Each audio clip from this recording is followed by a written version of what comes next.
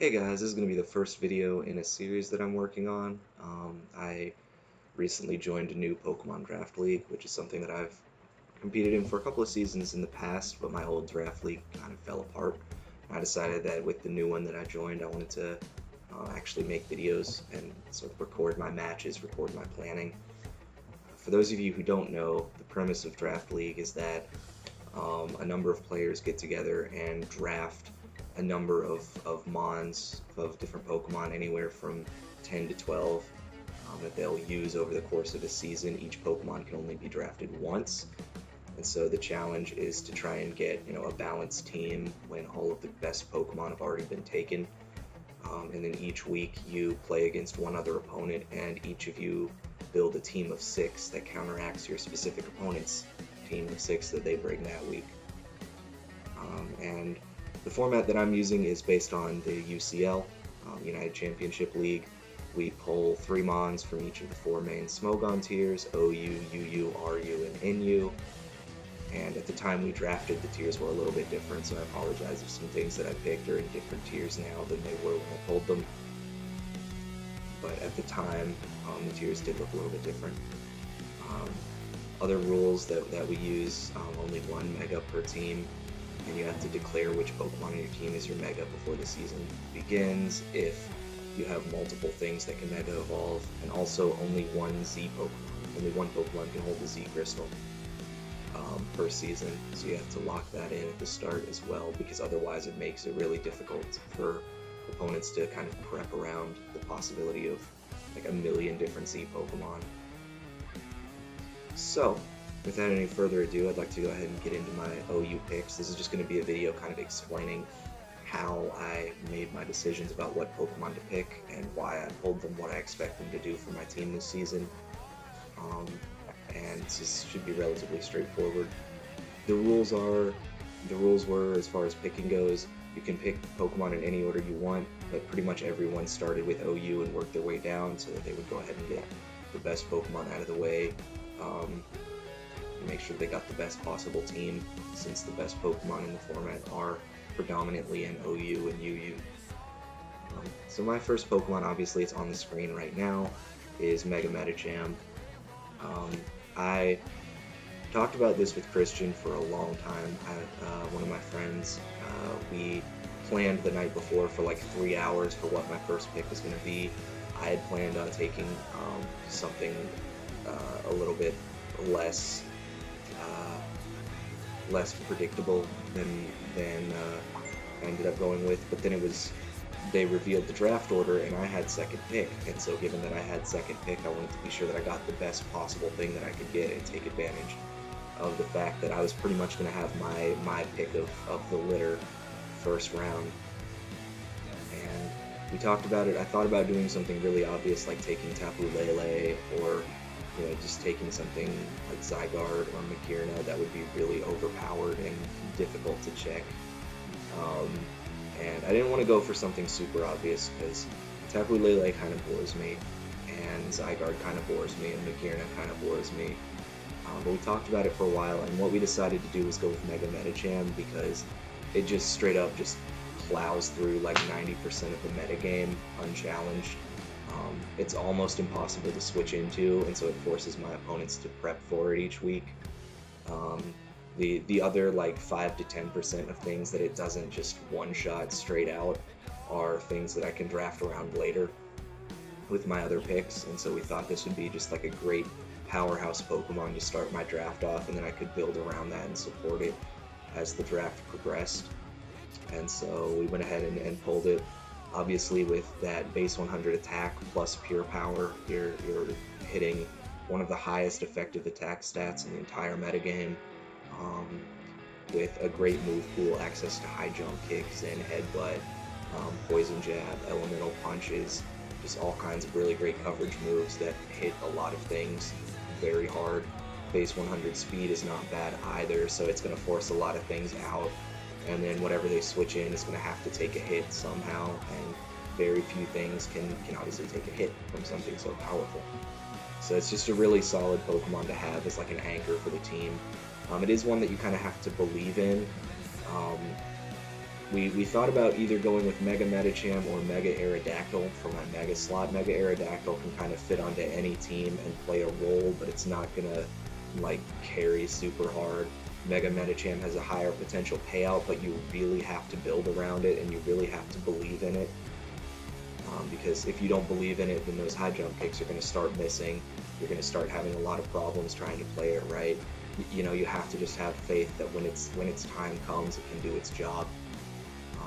But I'm someone who, you know, I like to take gambles. I like to take risks. As you'll see with some of the later Pokemon that I put in my draft. And I think Mega Medicham suits that style pretty well. So we decided that this was probably the best pick that I was going to get round one for how I play.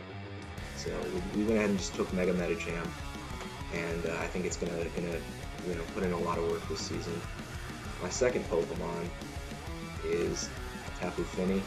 I thought about taking this round one because it's one of the few Tapus that I really like in this format. The other Tapu that I would have considered would have been Tapu Bulu, but the format only allowing for one Z Pokemon made Tapu Bulu a lot less appealing to me, because the reason that I like Tapu Bulu is like the mix-up of, am I going to run a Z Crystal on it, am I going to go Banded, am I going to go Swords Dance, and not having that option to run the Z move really limits sort of the threat, I think, of what Tapu Bulu can do. And Tapu Fini, on the other hand, is just a great support mon. It has obviously Misty Terrain, which is going to prevent status effects, which means that Mega Medicham not going to be able to get burned, not going to be able to get paralyzed, which I think is a really big help. It gives me a potential defog user, potential taunt user.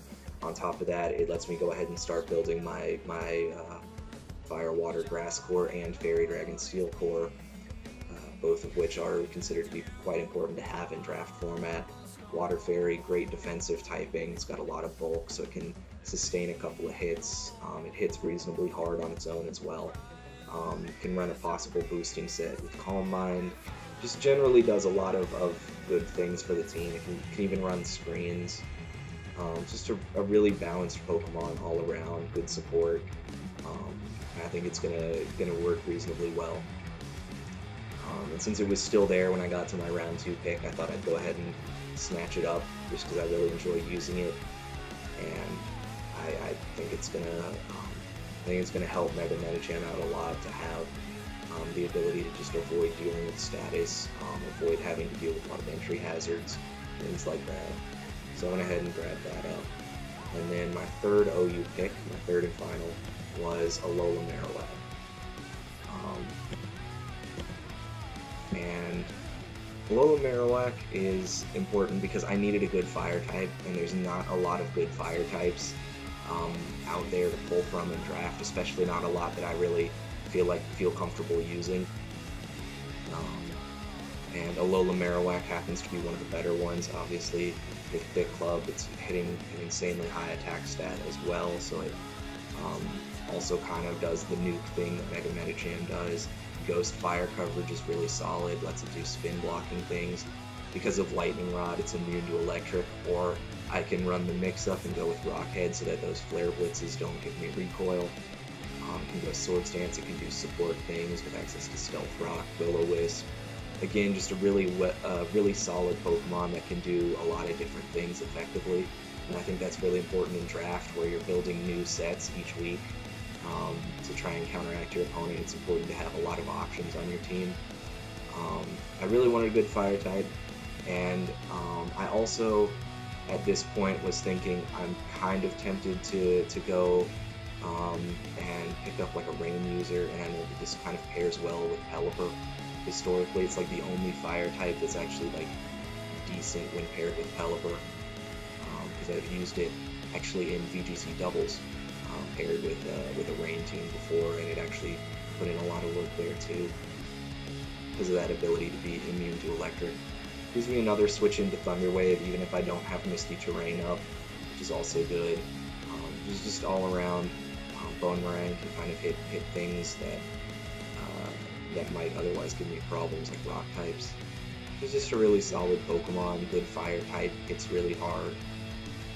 So that's why I went ahead and picked that. And then from there, I went down to UU and pulled, first UU Mon was Circuitry. I've used this thing in draft once before, actually, and it worked really, really well.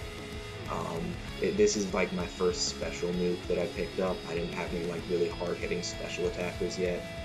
I wanted to go ahead and get one, so I went ahead and pulled Circuitry. So obviously that base 173 special attack is incredibly good. I also made it my Z Captain, which means I can run, you know, Z Thunderbolt on it, or I could go and run the Z Hypnosis Tailglow set, which lets me put something to sleep, boost up my speed, and get +3 special attack and sweep my opponent's team with that. I could even run like Z Bug or Z Fairy with Dazzling Gleam, Signal Beam. Gets access to Energy Ball. Obviously those hidden powers, even though it's got low power on the move itself, that high special attack is going to mean that they're going to hit hard anyway, so you can pretty much run whatever coverage on this thing you want. Base 83 speed is not great, but it does outspeed a lot of common like base 80 Pokemon, so I thought that was really solid. Just all around, like it's a decent, like really hard-hitting special attacker, and I really wanted a really hard-hitting special attacker.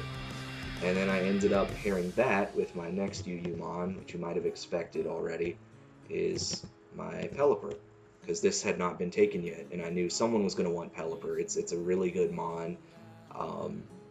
It works well with Circuitry, works well with Alola Marowak, works well with Tapu Fini, and it also gives me speed control, which by this point in the draft it was becoming clear that I had a lot of really, really hard-hitting attackers, but they didn't have a ton of speed behind them, so I figured Pelipper can Tailwind and support them, which was going to be a really big help to me to get that Circuitry, the Mega Medicham, to be able to outspeed my opponents really efficiently. It also hits reasonably hard on its own. Those Hurricanes and Scalds in the rain do a lot of damage. And it's bulky, it can take hits, can kind of switch in and sustain hits so that it can keep setting up rain multiple times. Roost lets it heal off. And it's just kind of an annoying Pokemon all around as far as support. It gives me the option to go Thunder on Circuitry instead of Thunderbolt. Gives me the ability to power up Tapu Fini, potentially.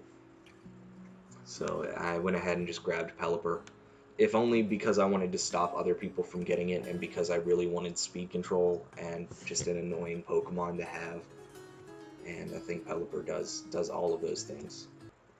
Also, like I said, you don't want your opponent to have one of the best weather setters in the game if you can go ahead and take it, especially if it works on your team already. And then my last UU pick, Hydreigon. This I took a little bit later because I dropped down to the lower tiers for a minute before finishing off my UU draft. But I really needed a Dark type because I knew that like bulky fairies were going to give Mega Medicham a lot of problems. And obviously that's like one of the only types that can reliably switch into Mega Medicham is like bulky fairy and bulky psychic. And this thing is a Dark type powerhouse that just wrecks a lot of psychic types. So I went ahead and pulled that. Hits super hard. It can go Scarf, it can go Specs, it can go Life Orb, it can do all kinds of different stuff. That has just a metric ton of coverage. Those Dracos hit, anything that doesn't resist it insanely hard, do a ton of damage. It can even go pivot with U-turn and all kinds of different stuff that it can do. It can go physical if it really wants to. I probably won't use that much, but it is an option on this thing. It also lets me have a really powerful dragon, so that my Fairy Dragon Steel core kind of gets built up in that way, which is also quite important in draft because it's a difficult core to break. So I went ahead and picked up Hydreigon. This was kind of, at this point I already had my hard-hitting Mon from RU that you'll see in the next video. I really just wanted one more hard-hitting special attacker because I had several good physical attackers. I had Circuitry, but I wanted just one more option that had more coverage that I could use if I wanted to really go super aggressive with special attackers for a week, and Hydreigon fit the build really nicely, pulled that in. so I went ahead and pulled it. It's just a really strong Mon. Can kind of hang with the OU tiers, which is good because it's obviously one of my lower tier picks, and I want low tier Mons that can still hang with the best of the best Pokemon, and Hydreigon does that quite well. I haven't quite decided on nicknames for a lot of these Mons yet, but I will figure them out as I go, and you'll see them each week when I go into battle. I like to nickname all my Mons with like consistent names throughout the season, so that it kind of helps me get attached to them and really feel like I'm a part of the team playing them. And so those are my OU and UU picks for the 2017 Showdown League Season 2 that I am a part of. I'll be coaching the Atlanta Ampharos, and these are the sort of the stars of the team, I guess, the priority picks from OU and UU. The Mons that headphones kind of slipped off there. The Mons that are kind of going to serve as the primary cores of the team and do a lot of the heavy lifting. These are the kind of things that I can bring pretty much every week and expect them to do something if I really wanted to. Whereas my other Mons are kind of going to be a little bit more niche. I might bring them 2 or 3 weeks, or whatever. So that's pretty much what I've got, and kind of some basic justifications for why I picked them. And you'll see when I get to my RU picks that I don't just have offensive Mons. I do have like other options that I can run as well instead of hyper offense. So I'll let you see that when I get to it. That'll be in the next video, my RU and NU picks. So I'll see you guys later. See you in the next video, and hopefully we have a good season. I don't usually do super well in these. I'm not particularly good at competitive Pokemon. I play it for fun. At 90% of the time when I play, I'm either doing VGC or draft, so I'm not super up to date on the current Smogon metagame. I haven't played much recently, so expect like 2 or 3 wins out of the 11 matches that I play this season. That's usually about how I do. If I do better than that, that'll be great. That'll be a good sign that I'm improving as a player. But if not, then at least I have fun with it. And I got to pick Mons that I think I'm going to enjoy using. Get to pick a lot of things that are fun, that I'm a fan of. I'm definitely a fan of Mega Metachan, definitely a fan of Tapu Fini, definitely a fan of Xurkitree and Hydreigon. These are all going to be really fun Mons to use, and I think I can play them pretty well. So I'll see you guys in the next video. Peace.